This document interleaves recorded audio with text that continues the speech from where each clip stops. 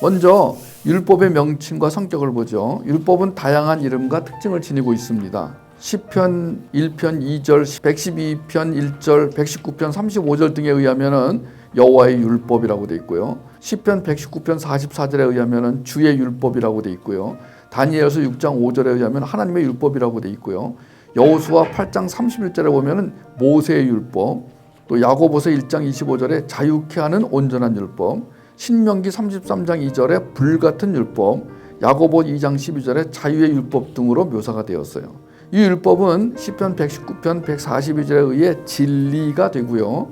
이사야서 33장 22절에 의해서 율법을 세우신 이는 하나님이심을 알게 되며, 율법은 의롭고 로마서 7장 12절 선하며, 로마서 7장 12절에 거룩하고, 로마서 7장 14절 신령하며, 신명기 4장 8절 공의롭고, 시편 19편 7절 완전합니다.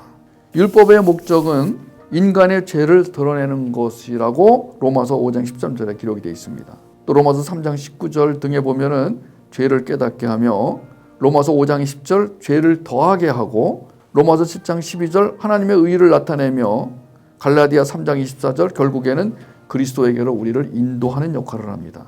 누가복음 24장 27절 등에 의하면은 모든 율법은 결국 예수에게로 그 초점이 맞춰져 있음을 보게 됩니다. 그래서 율법은 그리스도의 복음을 예표합니다. 히브리서 10장 1절. 율법의 한계. 갈라디아 3장 19절에 의하면은 율법은 죄를 전제하여 주어진 것으로서 옳은 자를 위해 주어진 것이기보다는 법을 어긴 자에게 주어진 것이에요. 디모데서 1장 9절에. 그래서 이 율법의 행위로 의롭다함을 얻을 자는 아무도 없다라고 사도행전 13장 39절, 로마서 3장 20절, 갈라디아 2장 16절 등에 기록이 되어 있습니다. 로마서 7장 24절에 의하면은 율법으로는 부패한 육체에서 건짐을 받지 못한다고 되어 있어요. 히브리서 7장 11절에 영원한 속죄를 이루지 못하고요. 로마서 5장 12절에 사망에서 능히 노임받지 못합니다.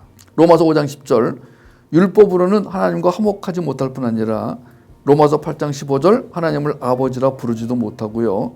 로마서 10장 9절 능히 구원하지 못하며, 로마서 4장 14절 유업을 얻지 못하고, 히브리 7장 19절 온전케 하지도 못합니다. 이게 율법의 한계예요.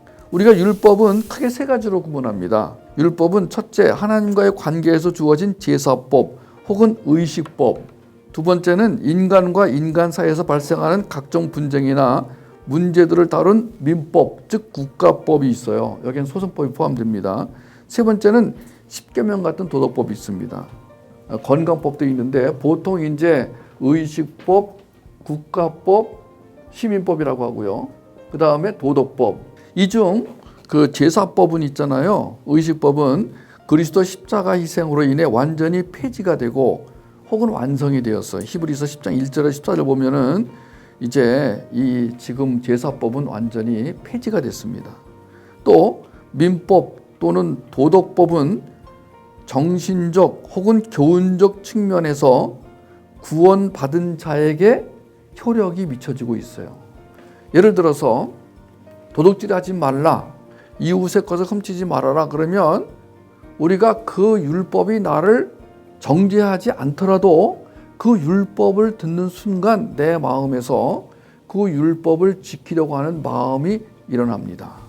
그 율법에 대한 거절감이 아니라 내가 저 율법을 지켜야지 라는 마음이 일어나요. 영향을 미치는 거예요. 율법을 들었을 때, 율법을 마주했을 때 지금도 영향을 미치는 게 도덕법이라는 거예요. 이 국가법과 의식법은요 지금 없어졌어요. 건강법도 없어졌어요.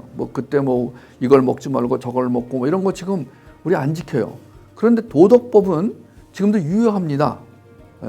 부모에게 순종해라, 효도해라. 이거 유효합니다. 기독교인이 순종 안 할래, 효도 안 할래, 저 필요 없어. 이런 사람 어디 있어요?